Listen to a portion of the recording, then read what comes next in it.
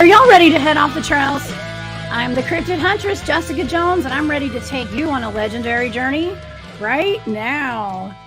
We welcome you to Off the Trails right here on Spaced Out Radio's YouTube channel. If you haven't subscribed yet, please hit that like button because we would really appreciate it. All right, follow us on Twitter at Spaced Out Radio, Instagram at Spaced Out Radio Show, and TikTok at Spaced Out Radio. You can find me at thecryptidhuntress.com and be sure to subscribe to my YouTube channel, The Cryptid Huntress, and please visit my Etsy shop. It's War Woman Goods, okay? And I want to thank Bumblefoot for that really awesome music on my intro there. So I have an amazing guest for y'all tonight on SOR. Tonight I have author and researcher D.A. Roberts, but before I bring him up, don't forget that right after the show, we have After Hours waiting to go, and they have a great show, so y'all tune in, okay? And let's get to our guest. D.A. Roberts is a cryptozoologist, an author, and served his community in law enforcement. He's best known for his multiple book series, which delve into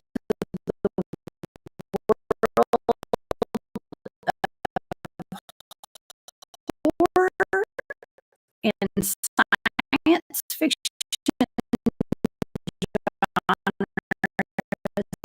of zombies, Dogman, and the apocalyptic future. DA also hosts a popular podcast called DA Ex Machina. Okay, and so without further ado, I'm going to bring up Dogman. Thank you for having me. Hey, Elmer, this is Joe. Always every time when you walk I've never been Dogman at all. I did they were Bigfoot. I started attacking people and stuff, and I dose Dogman. I even my Spaced Out Radio Dogman shirt tonight. Everybody, go to the merch shop for Spaced Out Radio. Everybody, get your Dogman hot sauce shirt, okay? Because I'm sure Dave Scott would appreciate it, and it's pretty awesome. I couldn't get it off my son tonight for me to be able to wear it, so I had to pull it off of him. But anyways, well, DA, you have an amazing book series. You have several book series, and it's really kind of, some of them are focused on Dogman, right? Mm-hmm. And the Apex Predator series. I mean, yeah. It's almost like you have a little insider information on Dogman and these attacks because, it just seems like you're using your law enforcement background with these books. Am I right? Absolutely. I use not only the experience I gained in law enforcement to know tactics and investigative techniques, but I've also spent years researching Bigfoot and Dogman and other cryptids, and based upon the accounts that I've collected over the years and people I've spoken to and accounts I've heard on shows and from other websites, I use those accounts, those firsthand encounters, to base the behaviors of the creatures in my books. So I try to make the creatures behave and the action as realistic as possible. Yeah. I mean, it's interesting because I've had a couple of different authors come on my shows, and you guys really hit the nail on the head with a lot of these. But see, you're also a field researcher too, because you just went to the LBL not too long ago, the Land Between the Lakes in Kentucky, right? Yeah, we got some pretty good footage. Nick Valente and I were there together. I got there about a day and a half before Nick, but we spent 4.5, almost 5 days running around, days and nights running around LBL. A lot of the first day and a half I was there, I was running around by myself. So it's a very interesting place to say the least. I'll say I did a remote viewing target of that place with the family that got. Well, it was alleged that a family had been attacked there, and I was able to see that actually happened. So, that and a bunch of other attacks, actually. So you are a very brave man to be going to the LBL, especially at night. My mother used to tell me that I would blunder in where angels feared to tread. And that's pretty much been the summation of my life. I would say I am kind of the same way, actually. But, as long as we're protecting ourselves, and you had someone from the North American Dogman Project with you too. And are you a part of the Dogman Project as well, right? Yes, ma'am. I'm the Region 2 director of the Midwest section. Oh, yeah, cool. Very cool. Well, I remember growing up when I was a kid, my favorite movie was The Making of Thriller. And I know that's not really a movie, but The Making of Michael Jackson's Thriller, y'all. Okay. Yeah, I'm going to date myself here. And so I just was thinking today, like how we've kind of, as children, are not indoctrinated, so to speak, but we are introduced to werewolves pretty early, right? Yeah. And so I was thinking about that today. Actually, I have a picture of from my favorite movie as a kid. Okay, Michael the makeup Jackson. on that is spectacular. They did really actually. good. I took that down too fast. It was, and he had his ears that kind of grew out of the side of his head. Mm-hmm. And they did the slow motion version, and you could hear the bones cracking and all that stuff that they say happens when you see a dogman. His almost looks more cat-like because of the slitted pupils. And the way the nose sets, it does look more like a cat than a wolf. Interesting. Yeah, I mean, but we grew up from little kids hearing about this. Now, dogmen and wolf-headed men go back centuries. I mean, 400 BC was an account that I was reading about today. Okay, a tribe of men that turned into dogs every few years or something like that. And you look at Anubis, the Egyptian god, half man, half dog, right? So the werewolf legend goes back centuries. Yeah, it does. It does. And so, yeah, I mean, I was thinking we go down the rabbit hole tonight. Okay. Sounds good. I mean, we can go pretty far down the rabbit hole if you want, DA, because I'm along for the ride. Wherever you want to go, I'm willing to talk. Okay. All right. Well, I'm going to touch on some stuff I've never touched on before. Okay. That sounds weird. Okay. But I mean, on the Dogman. It sounds weird. All right. So we are going to talk about kind of the origins of like how dogmen are created and where they come from, because with my remote viewing data, I've been getting some weird information. Okay. And it ranges from everything from these beings, some of them, like the ones of the LBL, could have escaped from a facility of some sort. Okay. Mm-hmm. So if they escape from a facility, that would mean that they have been either created or the government or somebody knows about these things. Am I right? True, but the accounts of dogman-like creatures in LBL actually go back to way before it was the Land Between the Lakes. The Land Between the Lakes was created in 1963 when the two dams were created on the rivers there. Before then, it was known as the Land Between the Rivers, and even the Native Americans said that land was cursed. The first known recorded incidents of dogman-like creatures were reported by French trappers in the late 1600s, and they described it as a loup-garou, which is the French word for werewolf. But they've been spotting creatures like that in that area for centuries. Wow. Thank you, BMR. I appreciate that super chat tonight. Thank you so much.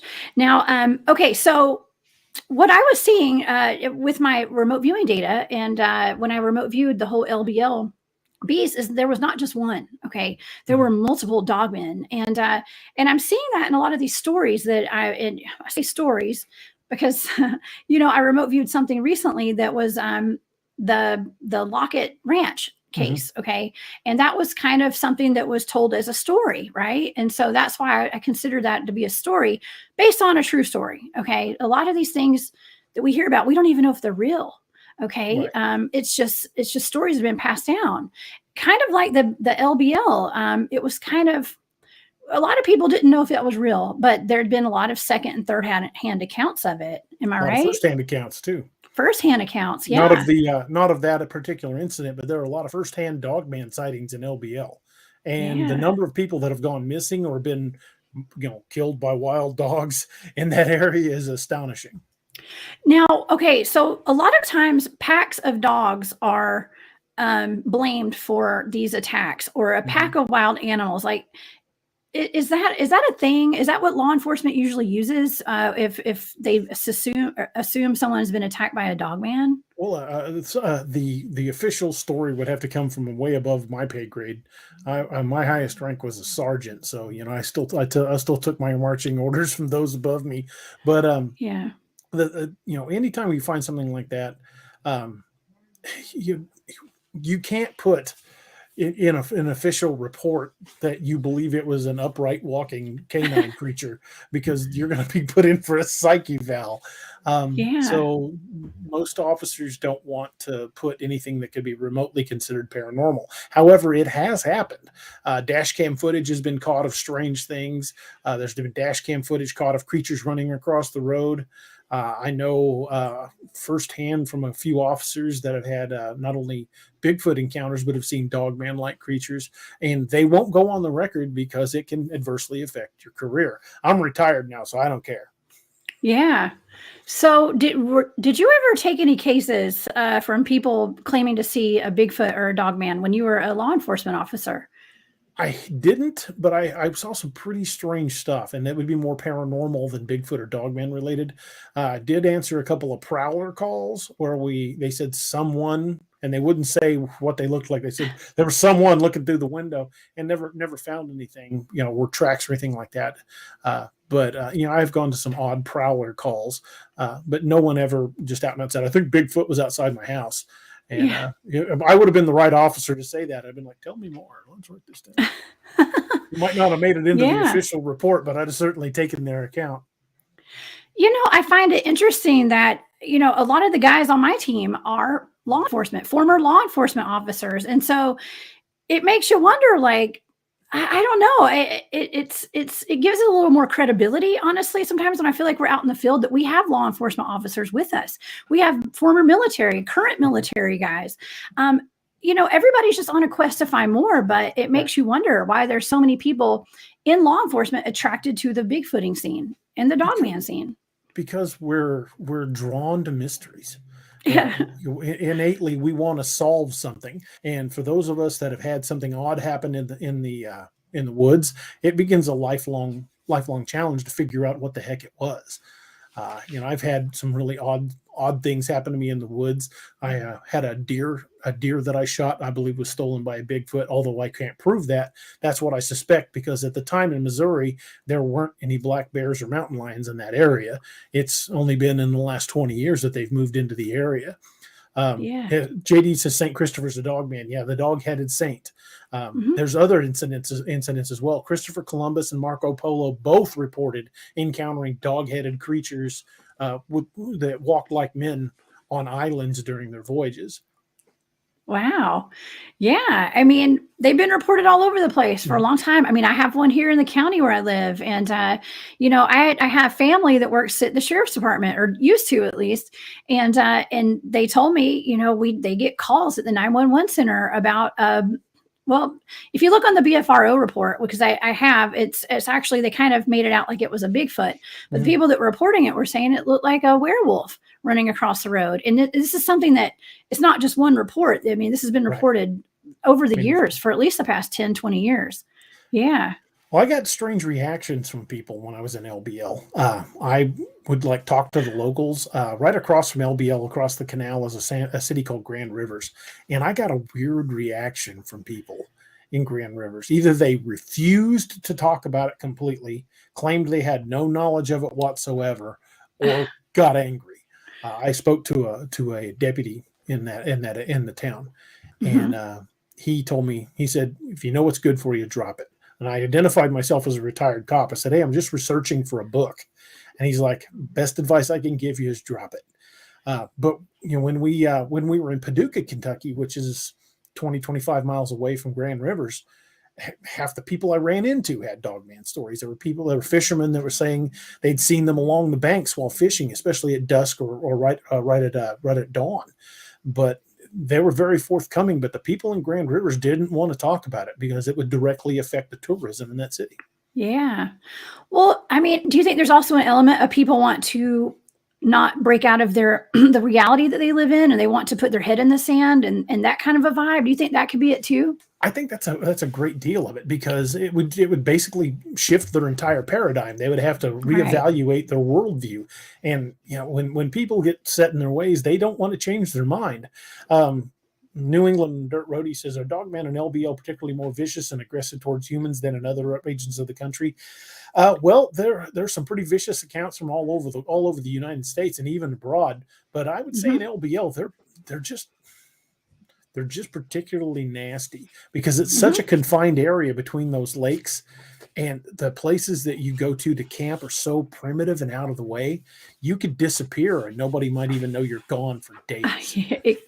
Or ever, because we don't know if the government or the DNR or whoever knows that these people are missing. And I think they're well aware. I think they're well aware too. I absolutely do. Nick Valente and I saw one in LBL.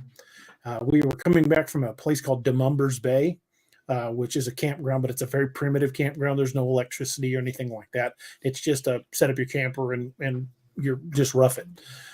Or set up your tent or whatever you're doing. Well, Nick and I were coming back from Demumbers Bay, and I had my cell phone in my hand looking to record something. We were just watching the sides of the road, driving real slow. And I looked to my right and thought I saw something. And then I kind of panned back and I went, wait a minute. And I looked back, and it was about 6.5, 7 feet tall, maybe 7.5.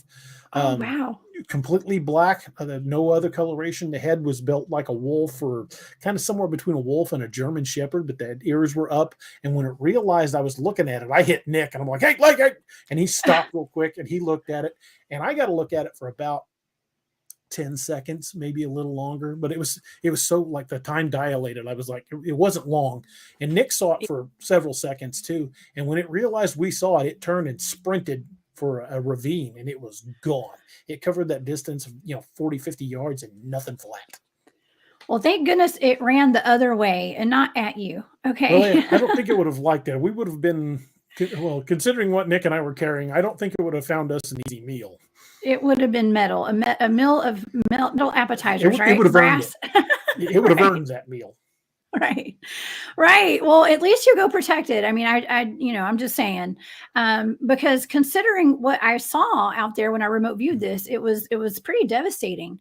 And, I actually, the ones that I was seeing didn't have a whole lot of hair on it. Okay. And its ears were sticking straight up. And I'm going to say it looked kind of like a mix between the German Shepherd type and the hyena type. Okay. So, if that makes any sense, I don't know. Right. It was the only thing I could, when I saw the picture of the hyena type, I've honed in on that one. I was like, I think that this is more like what I saw, because it just didn't have as much hair all over it, right.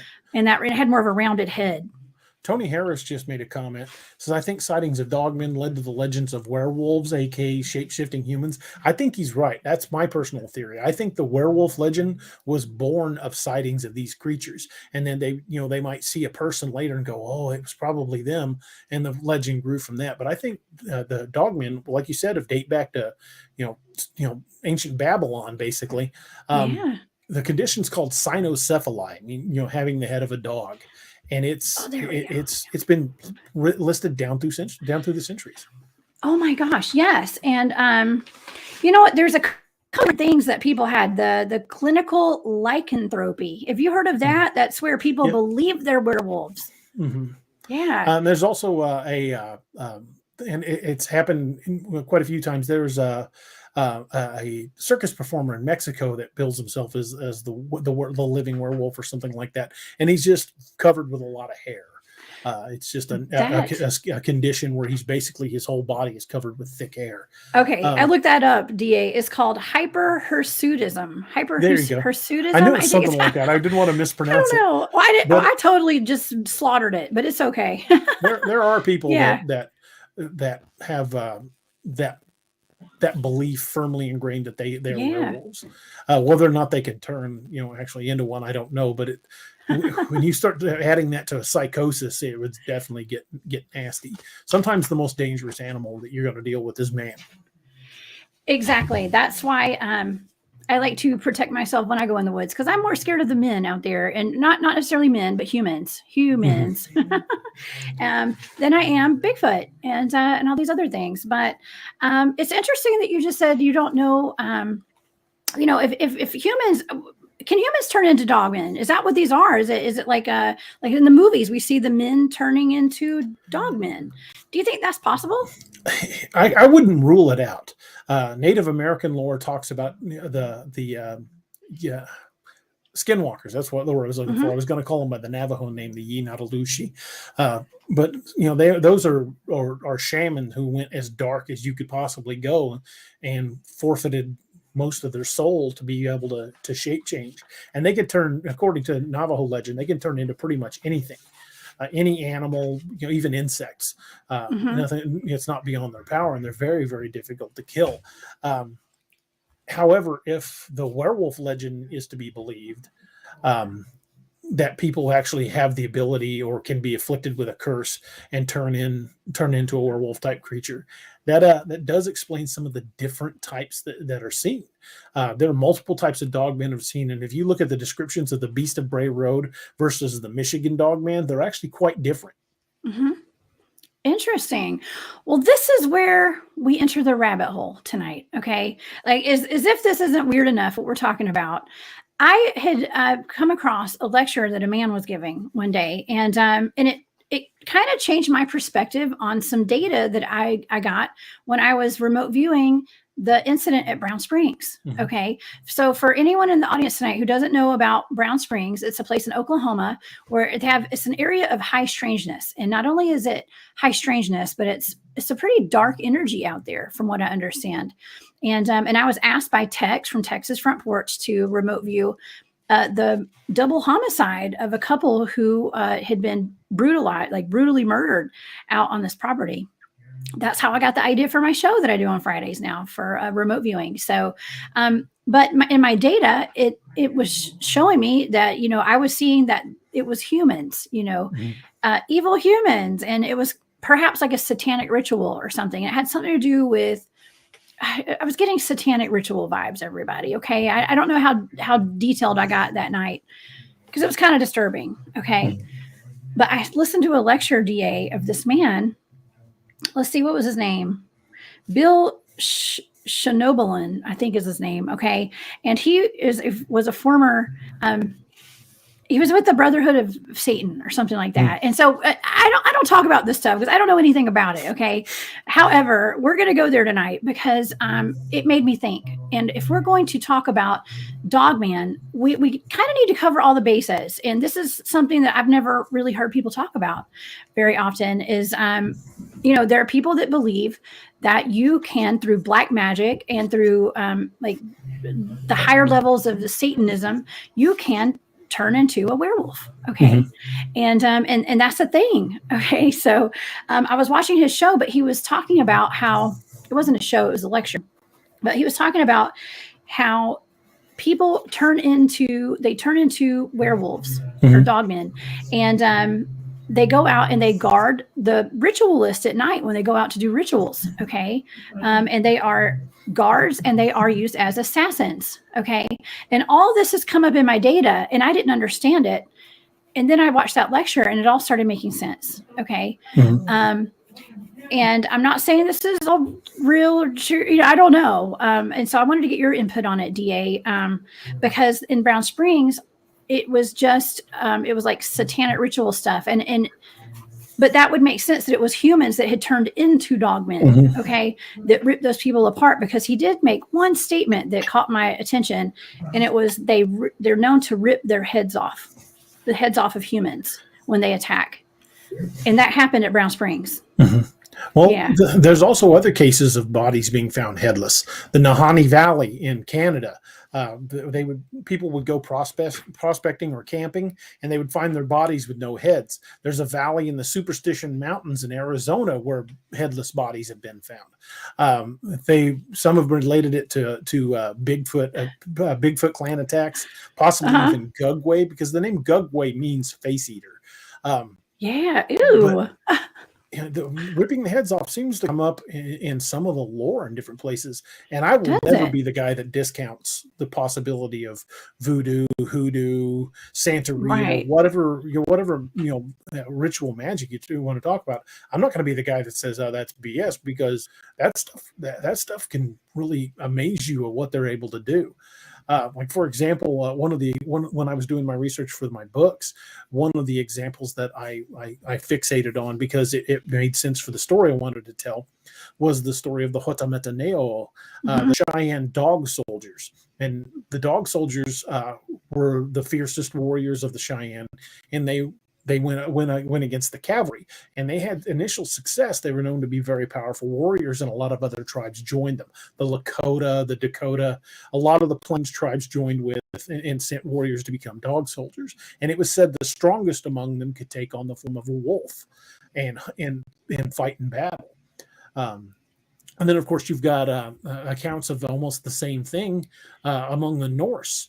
The Ulf Hednar, the wolf berserkers, that said that no blade or spear could harm them while they were a wolf and went into battle. I mean, there's so many different places in history and lore that talk about these creatures about people being able to take on the form of a wolf or become the monster, and so there's so much of it out there. I will never completely discount it.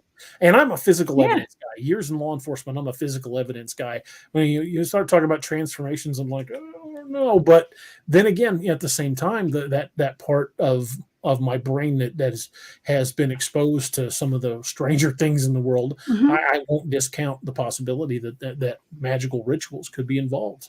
Yeah, I think so too. Next week I actually have Stacy Brown Jr. coming out on the show, and he and I are going to be talking about the occult and occult practices with in regards to cryptid research and going out and doing Bigfoot research. He's down in Florida with the skunk ape, and he gets into that stuff, and so I want to explore all of that, just to look into it and see what it's about. But, I know you recently, a couple of months ago, did a show about Aleister Crowley, and, and I know, the magic, I mean, this is all kind of can be connected in some way, especially when it comes to a creature like Dogman. When we're talking about black magic or satanic rituals, being able to create these things. Okay. He was heavily involved in the occult. I wanted to start that show with Ozzy Osbourne's Mr. Crowley, but I figured I'd get a copyright strike. So yeah. Oh my gosh. That would have been really interesting. Yeah. I'm looking forward to that show next week with Stacy, actually, because I've got some questions. So but I'll be watching. I think that'll be interesting. Yeah, it's going to be fun. But so it made me question my data, okay, for my remote viewing target, because I did not see, okay, I specifically told you when I went on your show that there was not a Bigfoot in the environment. Okay, I did not detect a Bigfoot. Well, knowing what I know now, Bigfoot and Dogman are not related. And if this information is correct, it was Satanists and they were doing a ritual that killed those people. Could it be that it was like a man that turned into a werewolf? And that was the Satanist that I was picking up. I mean, I didn't actually see the actual Dogman, so I don't know. Well, it could be a case like you were saying where they've worked themselves into a frenzy and they've got that werewolf psychosis where they truly believe they're a werewolf. If you've got that bestial mentality, you're capable of about anything. So I can't say with any degree of certainty whether or not the person could transform, because I can't discount the possibility that it might have happened.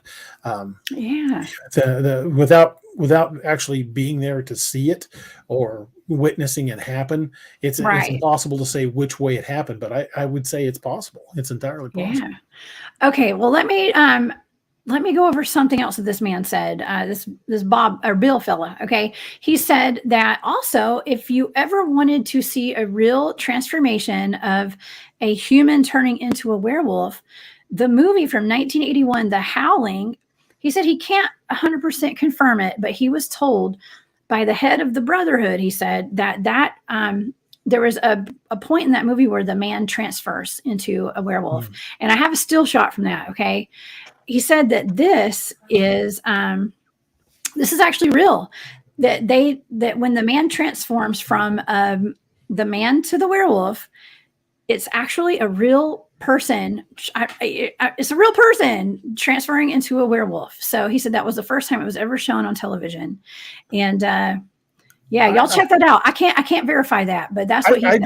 I don't know if I would go along with that, because I've seen a making of the Howling video where it showed the balloons they had under latex and were making the skin puff up. So I don't know if I would just like Thriller, right? With Michael Jackson. I think that transformation in the Howling was just special effects. But that's my opinion. I think that's cool. Yeah. I totally agree. I don't know, but I just thought I would show that because I thought that was kind of interesting, that, that was even a thing. So yeah, I don't know. Um, but yeah, I mean, when it comes to the skinwalker aspect too, I have some friends up in, that are, let's just say I went camping one time with some elders of a certain Native American tribe. Okay. Mm-hmm. And we had a full weekend of Bigfoot activity and UFOs all around us. And even a witch. Okay. There was even a witch that was kind of circling our camp all weekend. And it was a little creepy, but one of the gentlemen told me, he said, when I asked him about skinwalkers, he said, well, I can turn you into a skinwalker if you want. And I was like, well, why, first of all, why would I want to do that? But he was kind of saying, he's able to do that, but it will cost you your life and it'll cost you your soul, basically. So I thought that was pretty interesting. Yeah, I don't know that I would want to mess with skinwalker magic. No. That's pure evil corruption. Yeah, I would think so. I mean, on a spiritual level, it is a little corrupted, I guess, right? Yeah, it put a stain on your soul that could never be removed. Yeah. Yeah. It's such a stark contrast. Last night I was talking about like high vibrational frequencies and light beings, and tonight I'm talking about Satanism and, Dogman. So, but yeah, we maybe we can lighten it up a little bit though. Okay. So there's that was just something that I wanted to touch on because I was really interested in that angle to Dogman. Okay.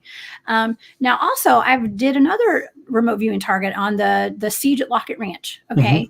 Mm-hmm. And I know you've talked about that before. Mm-hmm. I've already talked about it. And I've always, as soon as I heard about it, I wondered, is this real or whatever? I looked into it and I think it was based on a true story. Now that was in Mississippi and Taylor, Mississippi.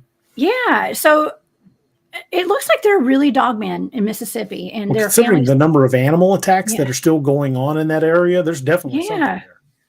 There's something. Well, I took the time to look up the BFRO map because I was wondering, did they consider their sightings, Dogman sightings, Bigfoots, or do they make that distinction? So now, do you know if the North American Dogman Project, now, did they have like a mapping system as well? They at one time tried it and it kept crashing. So me and a friend of mine are going to try to make our own interactive map. It's going to be kind of an ongoing process. So, but watch for us being able to at least field something in the next month or two. Where we're wanting to do more of a database of Dogman sightings that might include Gugway sightings, because a lot of people, when you look at the types of Dogman, people will include Gugway as a Dogman because of the snout. Although I think Gugway are an offshoot of Bigfoot, not Dogman at all. Yeah. Huh. Interesting. Well, now you live in Missouri, am I right? Mm-hmm. So do you guys have Dogman sightings up there? There are a number of Dogman sightings in Missouri. There are several around Hannibal, Missouri. There was one near St. Louis. There have been a couple up near Columbia, Missouri. And we believe we might have caught one on film in an abandoned campground not far from here. Oh my gosh! Now, where's that footage at? It's now, on my YouTube page. Is it? This is called the Joe Bald Recreation Area. Okay. About 2.5, almost 3 years ago, me and a friend of mine, my buddy Steve, we went down to that old abandoned campground to shoot a promotional video for the book I was writing at the time, Lakeview Man. And it was set in that area. And this campground's been abandoned since somewhere around the year 2000. The Army Corps of Engineers own the land, and they shut it down after people had gone missing in and around that park. And it's a pretty creepy area. It's completely overgrown. You can still get in there, but if you're there after dark, they'll come in and run you out. But Steve and I went in there after dark to shoot a promo video for my book, just talk about it. And we didn't really notice anything, didn't really see anything when we were shooting the video. And it was just shot on my cell phone. It wasn't like we went down there trying to film something in the woods. We were just shooting a promo video. If I'd have been, looking for something down there, we'd have had a better camera. But we shot the promo video. I went back, and when I went to upload it to YouTube, I noticed a bunch of eyes shine. And I was like, well, it's the woods in Missouri. You see eyes in the dark all the time. Went ahead and uploaded it. Like a year and a half later, we were talking about the video and talking about Lakeview Man, and we showed the video on one of our early episodes of DAX Machina, and one of the guys in the audience, he said, "Hey, I think I saw something move behind that tree," and I'm like, "Nah, I've watched this video 1,000 times. I didn't see anything move." And he said, "No, I'm serious. That behind one of the trees across that little broken concrete bridge, something moved." And sure enough, we had some guys analyze the video, and they found movement behind the tree. And even when I showed it to MK Davis, he goes, "Yeah, there's definitely something there. I can't tell you what it is because it's so grainy, but there's definitely something there." And we went back and examined the area, and the tree where it was leaning out and looking at us, it had to have been close to 9 feet off the ground where its head was. I could barely reach it. And on the video, you can clearly see it as I'm panning around I've got a very bright flashlight, 3,500 lumens. When I'm shining my flashlight around, it ducks back behind the tree to react to the light, and then it comes back out. And it's when you look at some of the stills that we've got a breakdown video of the Joe Bald footage, you can see what very much looks like the head of a dog-like creature sticking up behind that tree. Ooh. And in one frame, you can see its hand on the side of the tree. Oh my gosh! Wow, that's amazing. Now, did you say this was at a park? Is this like a state or national park? It was the Army Corps of Engineers owned it. It was a campground right along the shores of Lake Table Rock Lake. Wow, I'll say it eventually. Table Rock Lake, just outside of Kimberling City, Missouri. And the campground is completely abandoned. You can't camp there anymore. It's completely overgrown. But you can still, there's a navigable road. You can get in there and look around. And it's just a really weird place. We were able to locate about 8 different stories of people that had gone missing in or around the park. And the really weird thing is when Steve and I went to go back and find those articles again about the missing people, they were gone. Of course they were. It's all a big government cover-up. But I tell you, every single thing that I have remote viewed, it's all a government cover-up. I promise. I don't know. There's so much that we don't know, and there's so much that we think we know, and then the government covers it up. So I would love for you to watch that Joe Bald breakdown video and then remote view that area, because there's something there. To. Now, is there a cluster of missing people in that area? Do you know? It's hard to say lately because I don't see anything showing up in the news, and very few people go into that park. But the weird thing is you can still get access and drive to that, but just across the lake by car, it's like about 15 miles, but it's almost straight across the lake from the Joe Bald campground. There's another campground that the Army Corps of Engineers shut down. It had a fully functional marina, and they shut it down. It's called Combs Ferry. And the weird part about this one is they bulldozed it off, so you can't get in there. Oh, because that's a telltale sign. Real estate along that lake is expensive, and they bulldozed off 150 acres. They won't let anybody have access to. Oh my gosh! Well, isn't that kind of like one of your books that you wrote is about a dogman that kind of his territory, his hunting ground is around a residential area around a lake, right? Right. I use that Kimberling City area a lot. It's primarily for the Lakeview Man series. It's based on a small sheriff's department trying to deal with cryptids that keep arriving in their area. Did one about the Gugway, one about a rogue Bigfoot, and then another one about the Ozarks Howler that are set in that area. And the next one will be Dogman in that area. Wow. Yeah, that's really interesting. Now, okay, so there's something that some people on my Bigfooting teams have encountered, and that's when sometimes you'll go to like a national park, like let's say the LBL, right? And a lot of times you're kind of required or loosely required to kind of sign in and let somebody know you're there, right? When you go hiking or you get a camping site, okay, you have to sign in, right? Well, there's some places like let's say like the LBL and places like that, they don't want to know you're there. Okay. And the guys will come in and they'll be like, well, do we need to sign in? And they're like, no, just go find you a place, just go set up wherever you want. Now that's suspicious to us. Okay. It's suspicious knowing what we know.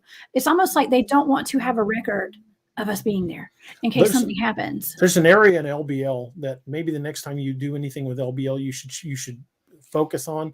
They Okay. refer to it as Hotel California. It was a Ooh. hotel that was built, and it's completely surrounded by the woods now, and it's just basically a concrete skeleton of the building left. And there are a number of reports of locals that have gone out there to check out the building that have been ran out of the area by Dogman. Okay. Well, interesting. I need to look into that. I mean, that sounds like a whole clan of dogmen, I guess you could call it. A pack, right? Yeah, definitely Used to be a pack. Yeah. Yeah, but I find that really interesting. It makes me very suspicious when there are people that don't want you to sign in at their parks. Right. So I would say to the audience tonight, please do your research before you go camping. Find out where you're going. And take something to protect yourself, even if it's pepper spray, because anything's better than nothing. And if you're going to be off trail, if you're going to be somewhere out camping away from 911 emergency services, take a med kit, take a medical kit, because the life you save may be your own.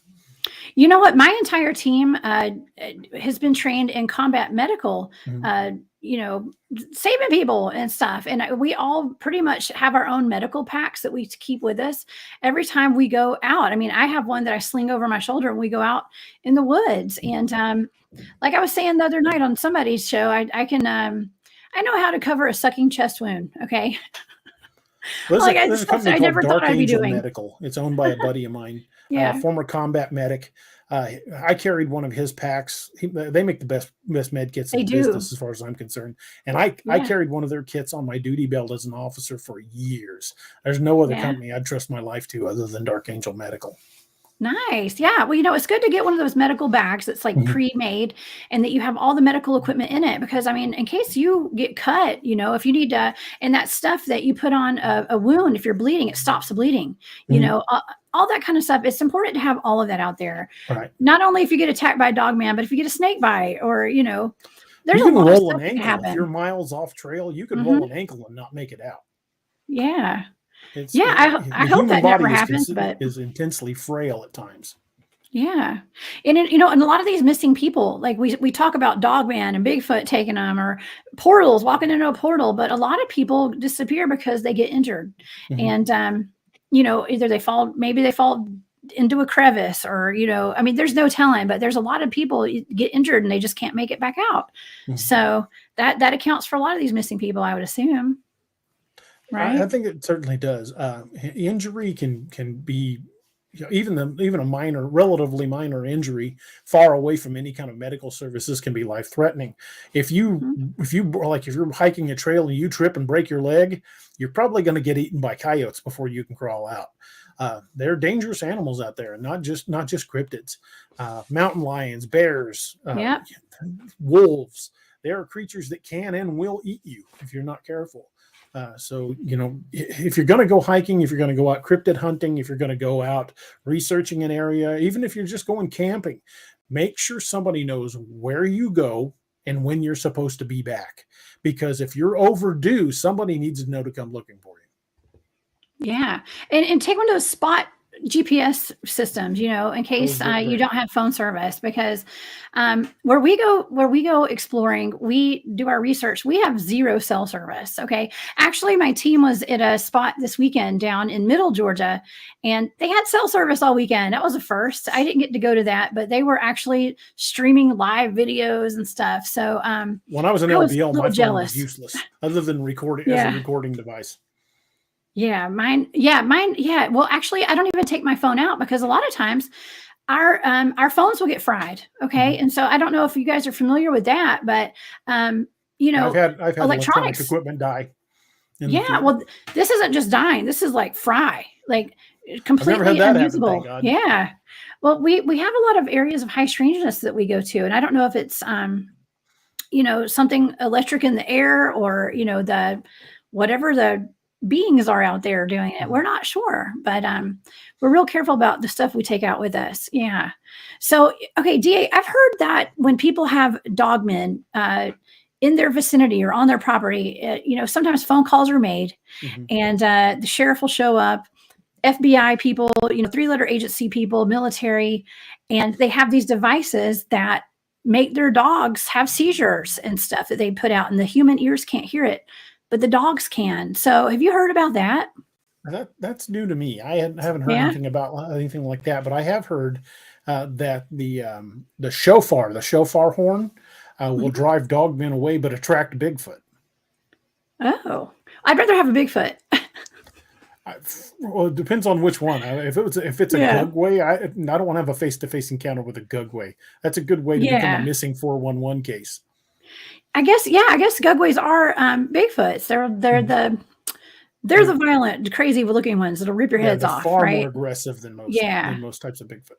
Huh. Yeah, because I've also heard that, of course, that lecture I heard with that man that I was listening to, he was saying that their dogmen are scared of silver, and that's stuff that we see in the movies. I mean, what kind of credence do you think that has? It's hard to say. I mean, down through the centuries, silver has always represented purity. Hmm. They talked about Oh, yeah. werewolves being cursed, and the purity of the silver would kill them. Some of the parts of the vampire lore talk about silver having a certain effect on them. In fact, in Wendigo lore, one of the tribe's belief is that you have to cut their heart out with a silver blade. So silver plays a significant role in a lot of those cases, but I don't think. Honestly, if it's a dogman type creature, I don't think silver is really going to do the trick. I think it's just a matter of shot placement. Um, I believe these are flesh and blood creatures, and if it's Yeah. flesh and blood, it can be killed. Yeah.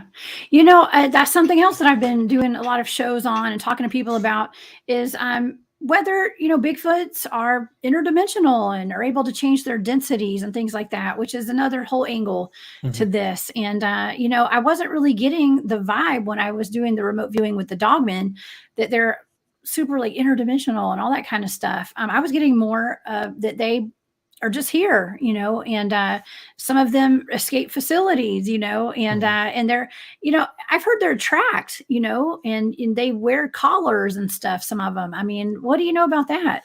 I think it's entirely possible. There's a lot of persistent rumors that the government has not only a knowledge of dogmen, but have used them, not only Mhm. for military purposes, but for tracking and what's the word I'm looking for? Tracking and predation control, like using them against enemies or dropping them behind enemy lines, that kind of thing. Allegedly, there's been experiments, but I think the creatures were there before our government got a hold of them. I just think Yeah. they've experimented on existing creatures. I don't think they were created in a lab by any means, Yeah. simply because of all the lore that goes back so many centuries before anyone ever heard of genetic manipulation or anything like that. So I think if there's any truth to the government using them, it's because they've captured some and have been experimenting on them. Wow, that's really interesting. Terrifying, but interesting. Yeah.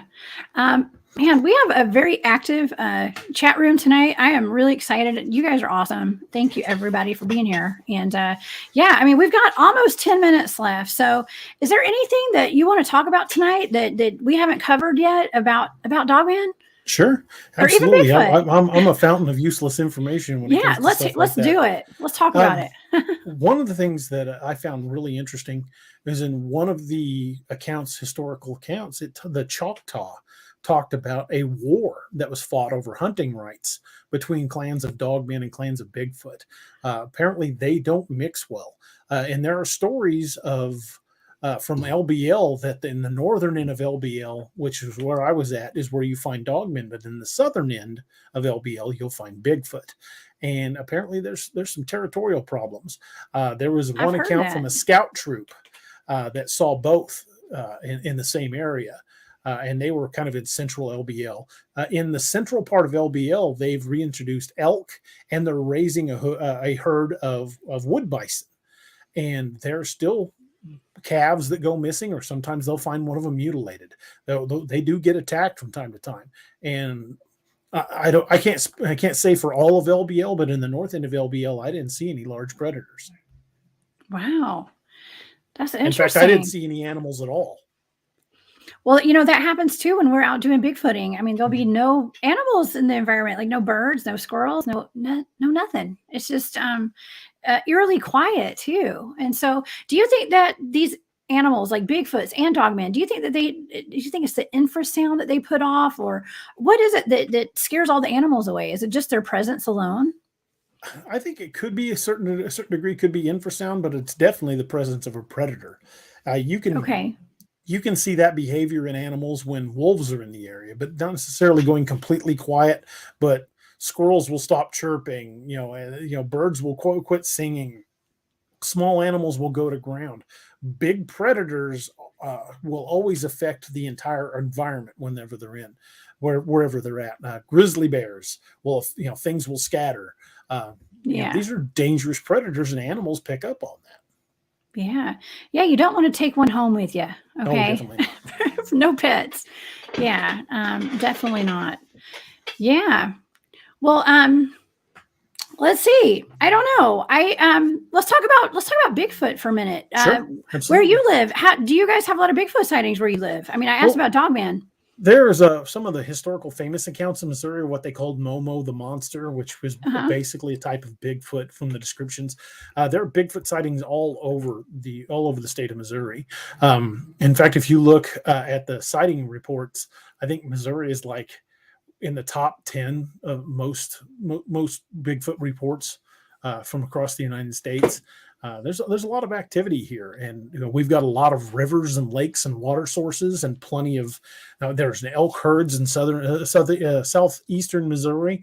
There are wood bison. There are plenty of deer. There's tons and tons and tons of white-tailed deer. They're everywhere. Plus other small game, lots of fish. There's plenty of food source. And I don't know if you are familiar with the Mark Twain National Forest, but it's hundreds of thousands of acres of wilderness land. And if you look at it from Google Maps, it's a huge section of the state that's just green. Oh, wow. I mean, that's a great place to hide and a great place to eat if you're a Bigfoot. Oh, absolutely. Right? Yeah, that's awesome. Well, okay, so tell me about your book series. Are you planning on writing any more books coming up here in the future? I'm constantly writing books. I'm writing the 5th book of the Apex Predator series right now. It's called Apex Predator Dark Moon, and it takes place in LBL. That's awesome. Okay. I've got multiple. You got my attention. I've got multiple cryptid series out. I've got the Apex Predator series. I've got the Lakeview Man series, the Nightmare Hunter series, and the Codename Wild Hunt series, which is about a military unit that hunts dangerous cryptids. I have a sci-fi series called The Lost Legion, and it's science fiction. And then I have my zombie series, the Ragnarok Rising Saga. There will be more of each of those series. I'm continuing series constantly. Fortunately, since I'm medically retired now from law enforcement, I can dedicate pretty much most of my waking hours to writing. So I've been putting a considerable number of books out over the last few years. I have 25 currently in print. That's a lot of books. 26 about to drop. 26 should be out within the next few weeks. That's awesome. I just had a thought because, I know you've been in law enforcement. You were in law enforcement for a long time. And, my team, some of the guys on my team actually encountered some gentlemen that walked out of the woods one day when they were out there doing some Bigfooting, dressed in SWAT uniforms with guns. And when they asked them what they were doing there, the guys looked at my team and said, "We're here doing the same thing you're doing." That doesn't shock me. I just thought I'd throw that in there. There are numerous accounts of military style units or military special forces units that have been called in to deal with dangerous cryptids. That's the basis where I decided to create my Codename Wild Hunt series. It's an elite military unit that travels all over hunting dangerous cryptids when they start taking out people. And when I released the first book, I was in the Army and back in the late 80s, but I've still got a lot of friends that have been in the special forces community and are still active. When I released the first Codename Wild Hunt book, I got a phone call from one of them. He's like, "Hey, well, I wish you'd have let me know you were going to release this book." I'm like, "Why is that?" He goes, "You hit the nail a little too close to the head is all I can tell you." He said, you got some people's attention with that book. I'm like, he's like, "Where did you get your intel?" I'm like, "Dude, I just looked at public accounts and kind of did the Tom Clancy and took the next logical step." He goes, "Well, brother, you're making some folks nervous because that's a little too close to what's actually happening." Uh-oh. Have you gotten a knock on your door yet? That's the question. Not yet, but I have had weird times when my computer just does weird stuff. Oh, yeah. Oh, I think that's happening tonight, actually. I was seeing in the chat a lot of buffering going on tonight. And maybe it's that Mercury retrograde, or it could be the other. I mean, we never know. Talking about the stuff that we talk about. There are a lot of cryptid channels over the last few months have had that same problem where Yes. people would just disappear. We were having a lot of issues with it, and we actually switched from Restream to StreamYard because of it, and because it was really bad on Restream. Oh, that's right. I actually was on your show. I think I froze up a couple of times, but that was probably my fault. We were having all kinds of connection issues. The night we had Dr. Meldrum on, it just kept kicking people out randomly. Oh, did it? Well, it was a pain in the butt, but we finally got through it. Oh, and that's a good interview too. Oh my gosh. Yeah. Meldrum was a great guy. Dr. Meldrum was a fantastic guy. Brilliant dude. Oh my gosh. Yes. Big name too. I like that. We need good people like that spreading the good word on all these cryptids. Okay. Well, DA, this has been a blast. This went by so fast. We're already out of time. Okay. Holy moly. We're out of time. I mean, where can people find you and where can people find your books? You can find all of my books on my website, which is daroberts.net. You can also find me on YouTube, on Amazon. Just look up D.A. Roberts author, and it should link you directly to my author page.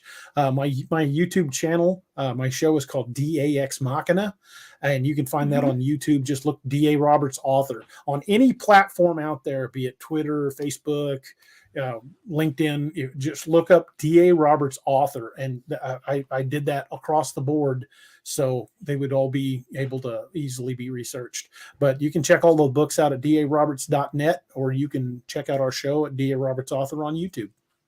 You made it super easy then. I like that. Not all, it's just one name. You can find them everywhere.